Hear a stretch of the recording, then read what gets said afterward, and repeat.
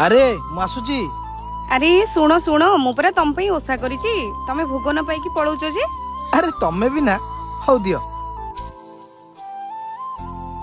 अरे गोटे कथा जानिच तमे जेमदी हम परिवार कल्याण पई 12 मासरे 13 ओसा करछ ठीक सेमदी हम प्रीति महापात्र अपा हम ओडिसावासी कल्याण पई बहुत किछि मंगल कृत्य कार्य करछंती। जेमिति कि एबे जो हम राखी पूर्णिमा रे सत्यनगर स्थित ब्लाइंड स्कूल रे पहुंची सेठी राखी बंटन करथिले आ सेमानक पई खाद्य परिवेषण मध्ये करथिले।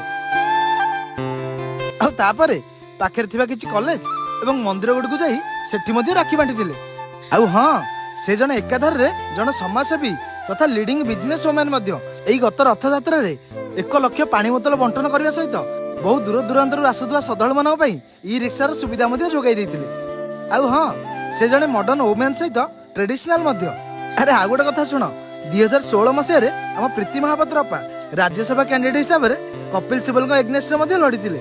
सତରେ ତାଙ୍କର ଏପରି ଜନକଲ୍ୟାଣ କାମ ଏବଂ ଉତ୍ତମ ଚିନ୍ତାଧାରା ପାଇଁ ମୁଁ ତାଙ୍କୁ ପ୍ରଶଂସା ଯୋଗ୍ୟ ମନେ କରୁଛି। ଆରେ ଏବେ ବୁଝିଲ ସେ ହେଉଛନ୍ତି ଜଣେ ପ୍ରକୃତ ଲିଡର।